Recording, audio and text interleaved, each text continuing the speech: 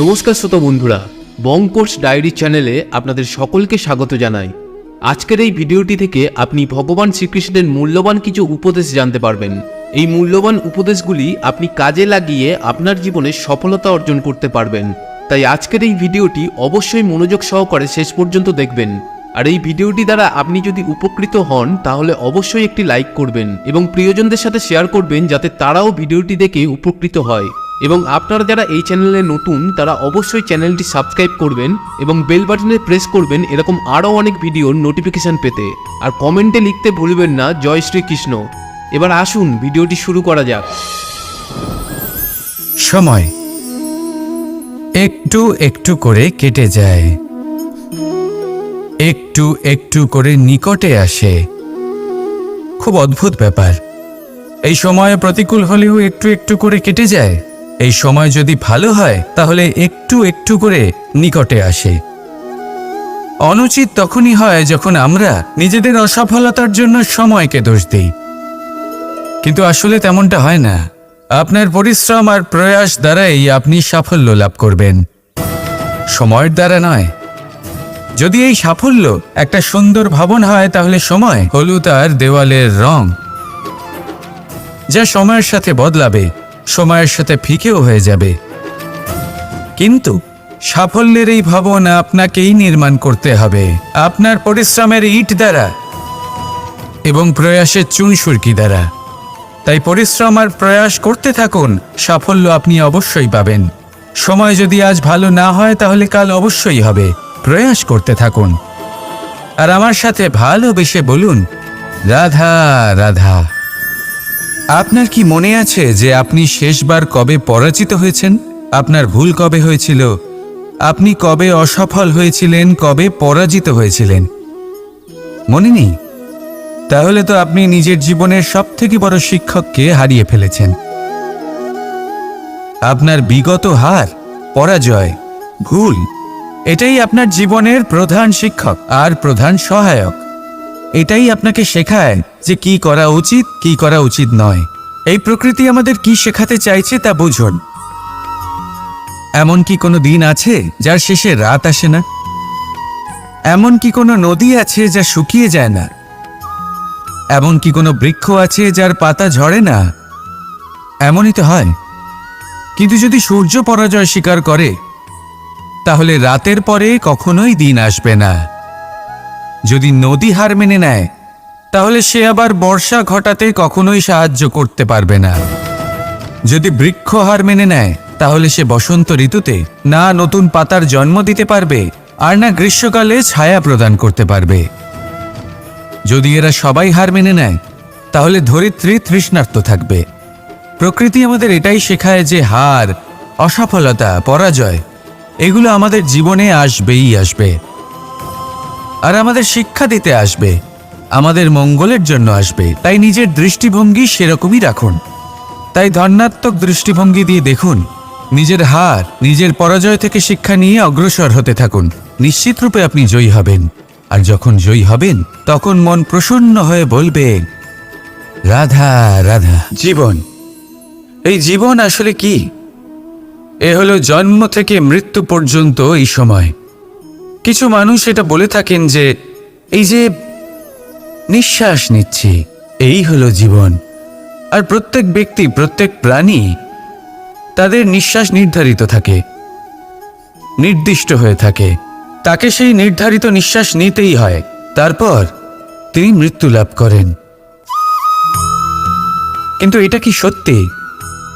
সত্যি কি মনুষ্য জীবন এই নিঃশ্বাসের উপর নির্ধারিত থাকে? এই নিঃশ্বাসের গণনাই কি মনুষ্য জীবনের অস্তিত্ব? কখনোই নয়। মনুষ্য জীবন শুধু কিছু নিঃশ্বাস নয় যা একদিন থেমে যাবে।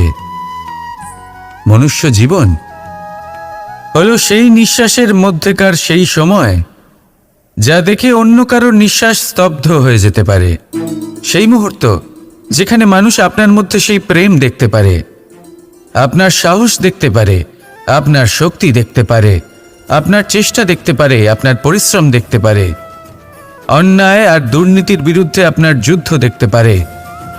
জীবনে গুরুত্বপূর্ণ সেই মুহূর্ত, সেই সময় যেটা আপনি বেঁচে আছেন, সেই সময়ে আপনি এই সংসারের অন্য ব্যক্তিদের জীবন বাঁচার একটা দিশা দেখাতে পারেন, একটা প্রেরণা যোগাতে পারেন, শক্তি দিতে পারেন, আশা দিতে পারেন। তাই জীবনে এটাই করুন, এমন একটা জীবন যাপন করুন যা অন্যের জন্য আদর্শ হয়ে থাকে। এটাই করুন আর আমার সাথে ভালোবেসে বলুন, রাধা রাধা। মানুষ এক অত্যন্ত বিচিত্র প্রাণী। পরিকল্পনা করে, ষড়যন্ত্র করে, প্রচেষ্টা করে, কাউকে পরাজিত করার চেষ্টাও করে। সাপকে একটা দড়ি মনে করে হাতে চেপে ধরার চেষ্টা করে, কিন্তু একটা কথা বুঝতেই পারে না, সময়ের এই সাপ, এটা হাতে চেপে ধরাই যায় না। আর আপনি যা করবেন তা আবার ফিরে আসবে আপনারই সামনে। দেখুন, এতে কিছুই যায় আসে না যে আপনি কুম্ভকারের পুত্র নাকি কৃষ্ণের পুত্র। যদি আপনি অনুচিত কর্ম করেন তাহলে আপনার সাথেও অনুচিতই হবে। অশুভ কর্ম করলে আপনার সাথেও অশুভই হবে। কুরু বংশ অত্যন্ত মহান বংশ ছিল। এই কুরু বংশ কি হলো তার সাথে? একটা গোটা বংশ বয়ে গেল, কারণ ওনাদের উদ্দেশ্য অশুভ ছিল।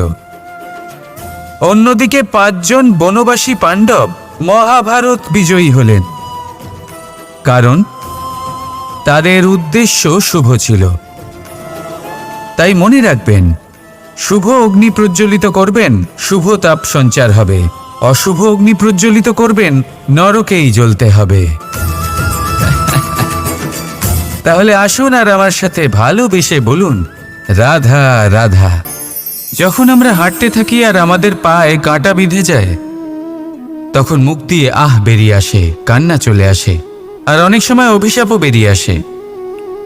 কিন্তু আমরা কি কখনো এটা এইভাবে দেখেছি, এইভাবে ভেবেছি যে আমরা যে পথে চলেছি সেই পথে কাঁটা বিঁধেছে, নাকি আমরা সেই পথ নির্বাচন করেছি যাতে শুধুই কাঁটা রয়েছে? নাকি আমরা এভাবে ভেবে দেখেছি যে এই কাঁটা আমাদের কষ্ট দিতে এসেছে, নাকি এটা আমরাই বিছিয়ে রেখেছিলাম? সাবধান থাকা উচিত ছিল, কারণ কাঁটা বিঁধলে যন্ত্রণা হবে, চিৎকার করে ফেলতে পারি, মুখ থেকে অভিশাপও বেরিয়ে আসতে পারে। কিন্তু এই অভিশাপ শুধুমাত্র আমাদের তরফ থেকে অভিশাপ হয়, সামনের ব্যক্তিটির ওপরও নির্ভর করে। এবার সেই ব্যক্তি যদি এমন হয় যে ফুল আর কাঁটা এই দুই সমানভাবে গ্রহণ করতে পারে, তার কাছে অভিশাপও বরদানে পরিণত হয়। শেষ পর্যন্ত ব্যাপারটা দাঁড়ায় ভাবনা, চিন্তা, দৃষ্টিভঙ্গির ওপর। কারণ আপনার এই ভাবনাই সত্যি হয়ে সামনে আসে। সেই জন্য এই ভাবনা, চিন্তা, মানসিকতাকে গুরুত্ব সহকারে দেখবেন। এই বিবেচনা নিয়ে বিবেচনা করতে শিখুন। আমার কথার অর্থ হলো যে জীবনে যখন এরকম কিছু একটা ঘটবে, তখন ভেবে দেখুন যে এরকম কেন হলো।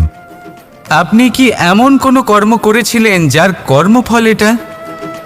এমন কোনো কাজ যা অনুচিত ছিল, অসত্য ছিল, যা অভদ্রতার কারণ ছিল? ভেবে দেখা প্রয়োজন। দেখুন, ইচ্ছে হলো আপনার যে আপনি কি করতে চান, ভাবনা আপনার, সত্য আপনার, জীবন আপনার, সিদ্ধান্ত আপনার। আসুন আর আমার সাথে ভালোবেসে বলুন, রাধা রাধা। বাজ পাখিকে পক্ষীরাজ বলা হয়। বাজের আয়ু হলো মোটামুটি 70 বছর।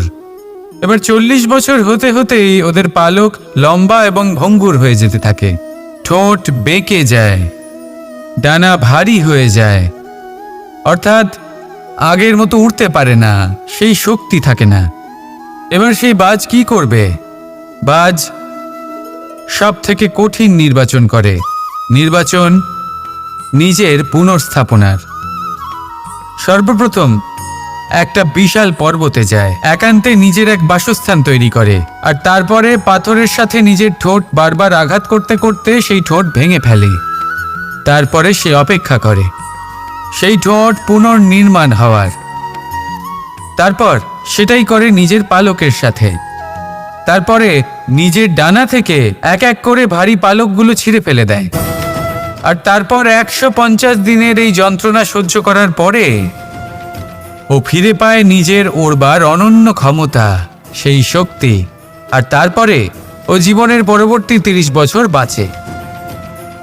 কি বুঝলেন আপনি? যদি ইচ্ছে শক্তি থাকে তাহলে একজন দুর্বলও শক্তিশালী হতে পারে। আপনিও এটাই করুন। নিজের অতীতের যন্ত্রণার বোঝাগুলিকে ত্যাগ করুন আর কল্পনার খোলা আকাশে উন্মুক্ত হয়ে উড়ে বেড়ান। নিজের পুনর্স্থাপনা করুন, তবেই সর্বশ্রেষ্ঠ হতে পারবেন। আর মনে রাখবেন, এই ছোট ছোট পদক্ষেপই বড় বড় শিখরে পৌঁছে দিতে পারে। তাহলে আসুন আর আমার সাথে ভালোবেসে বলুন, রাধা রাধা। এই স্বয়ম্বরে আসার আমার একটাই উদ্দেশ্য ছিল, আমার এই ধর্ম স্থাপন করার কাজের জন্য একজন সারথি নির্বাচন করা। আর ধর্মবীর এবং কর্মবীরের নির্বাচন তো হয়েই গেছে। এবার এটাই দেখতে হবে যে জ্ঞান কার মধ্যে রয়েছে। কে আছেন যিনি মহাজ্ঞানী? এবার বলি, যে জ্ঞানের কথা আমি বলছি তা সেই জ্ঞান নয় যা বই থেকে পাওয়া যায়। এটা সেই জ্ঞান নয় যা বটগাছের মতো বিশাল আকার হয় বা পর্বতের মতো অটল হয়।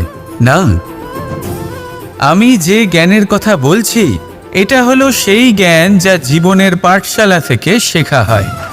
জীবনের প্রত্যেকটা ঘটনা থেকে এই শিক্ষা পাওয়া যায়, যা হলো বাতাসের মতোই সরল আর জলের মতো নিজের পথ সে নিজেই বানিয়ে নেয়। আমি সেই জ্ঞানের কথা বলছি। এবারে দেখতে হবে কে এই মহাজ্ঞানী, কে আছেন যার মর্যাদার বিষয়ে জ্ঞান রয়েছে, কে আছেন যিনি শাস্ত্র এবং শস্ত্রের মতোই বিনম্রতারও জ্ঞান রাখেন। এমন কে আছেন সেটাই তো দেখতে হবে, কারণ ধর্মের এই রথকে অগ্রসর করার জন্য জ্ঞানের চাকা অত্যন্ত গুরুত্বপূর্ণ। তাহলে আসুন আমার সাথে ভালোবেসে বলুন, রাধা রাধা। কথায় আছে, মানুষের উচিত দৃঢ়তার সাথে পদক্ষেপ নেওয়া। যেখানে পা ফেলবেন সেই মতোই পথ নির্বাচন হবে, সেই মতোই লক্ষ্য নির্ধারিত হবে।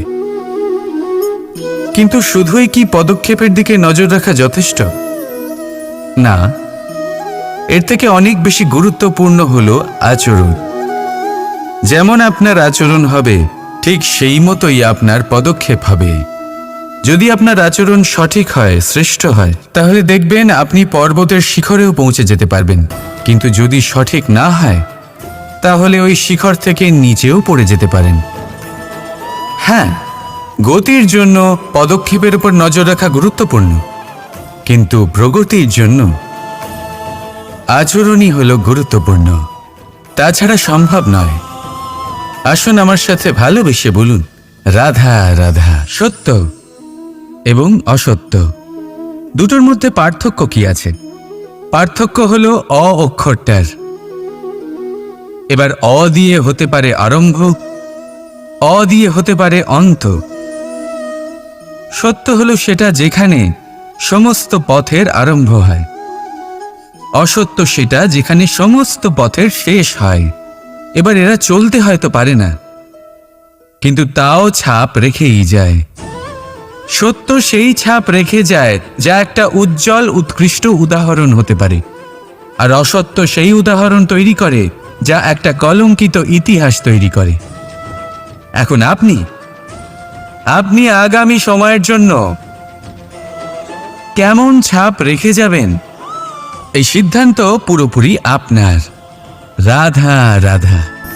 ছল, কপট, এই শব্দগুলির সাথে সংসারের কোন ব্যক্তি পরিচিত নন? সবাই জানেন এই শব্দগুলি কি আর এর অর্থ কি। সবাই জানেন বিশ্বাসঘাতকতা কি, সবাই অনুভব করেছেন।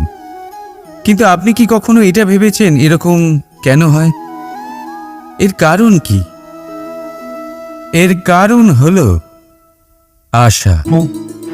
যদি আপনি কোনো গুহায় যান আর আপনি আশা করেন যে সেখানে অন্ধকার হবে না, তাহলে তো আপনি আঘাত পাবেন। যদি আপনি সাগরে যান আর এটা আশা করেন যে আমি ভিজব না, তাহলে তাতে সাগরের তো কোনো দোষই নেই। এখানে দোষ হলো আপনার আশা।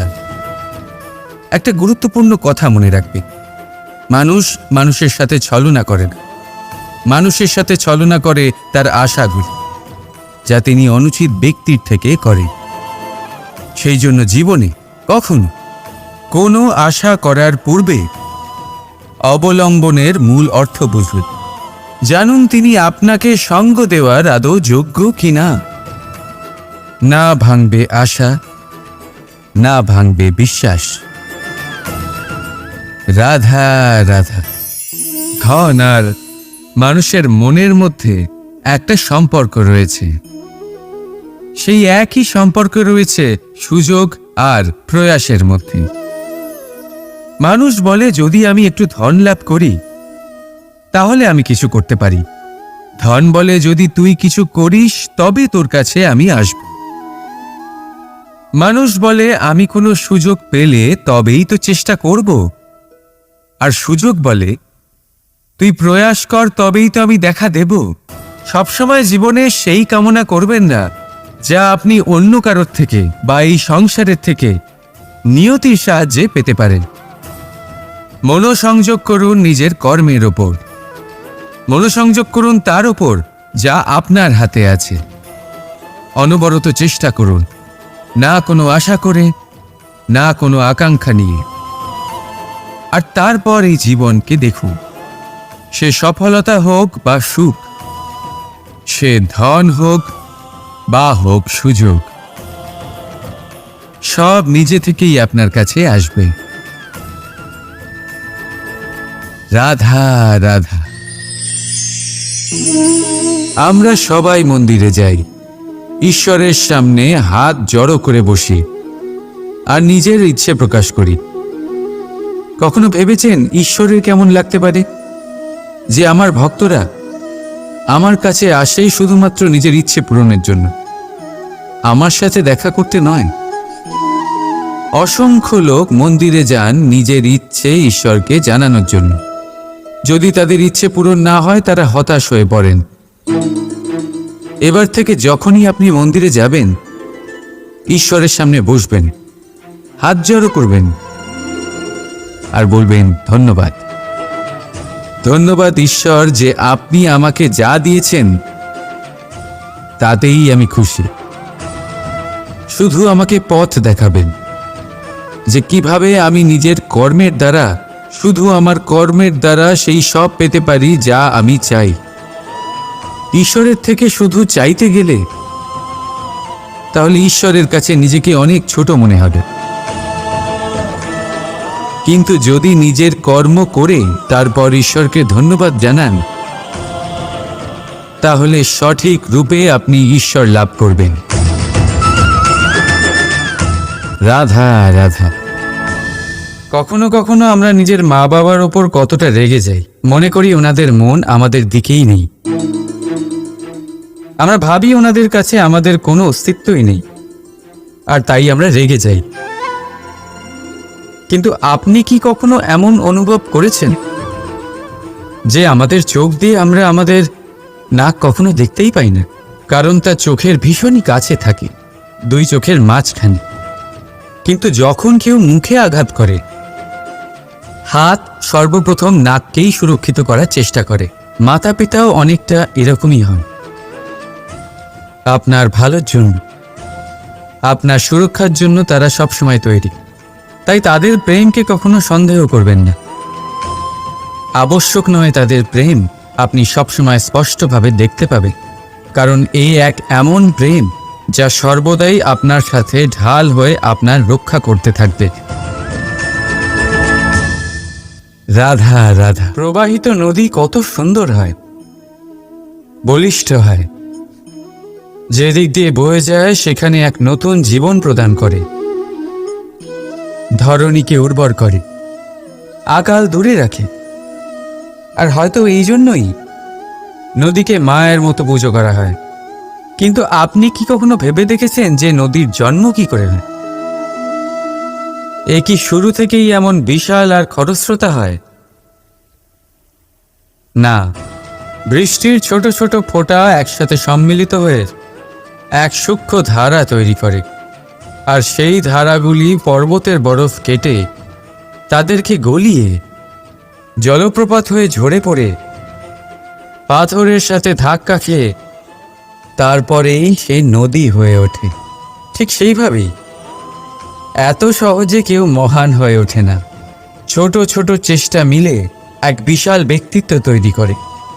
তাই জীবনে সর্বদাই চেষ্টা করতে থাকুন। অস্তিত্ব নিজে থেকেই প্রকাশ পাবে। রাধা রাধা। কথায় আছে সব কিছুর সীমা থাকে, মুশকিলের, কষ্টের, সংকটের, অন্ধকারের। যার কোনো সীমা নেই তা হলো কেবলমাত্র কঠোর পরিশ্রমের। আপনি নিশ্চয়ই দেখেছেন, রাত্রি যতই অন্ধকারময় হোক, তারারা পরিশ্রম করে তার সাথে লড়তে থাকে, আর অবশেষে সকাল হয়েই যায়। ঝড়ে পাখিদের বাসা ছিন্ন বিচ্ছিন্ন হয়ে যায়, কিন্তু পাখিরা নিজের পরিশ্রম দ্বারা তা আবার বানিয়ে নেয়। কারণ যা সীমিত তাকে অসীমের কাছে হারতে হয়, আর পরিশ্রম অসীম। রাধা রাধা। আমরা সকলেই সময়ের গুরুত্ব বুঝি। সময় আমাদের তৈরি করে, আর সময়ই আমাদের নষ্ট করে দেয়। কখনো ভালো সময় আসে, আর কখনো ভীষণ খারাপ সময় আসে। তবে আশ্চর্যের বিষয় এটাই যে সব জেনেও আমরা সময় নষ্ট করি। মনে রাখবেন, সময় শুধু বয়ে যায়, কখনো ফিরে আসে না। তাই ভালো সময় আসার অপেক্ষায় সময় নষ্ট করবেন না। যাই করবেন আজ, এক্ষুনি, এই মুহূর্তে শুরু করুন। তা সেটা কাউকে আনন্দ দেওয়াই হোক, বা নিজেকে বদলানোর চেষ্টা করা হোক, যাই হোক না কেন, বিলম্ব করবেন না। কারণ সময় শুধুমাত্র তাকেই সঙ্গ দেয় যে সর্বদা সময়কে সম্মান করে। রাধা রাধা।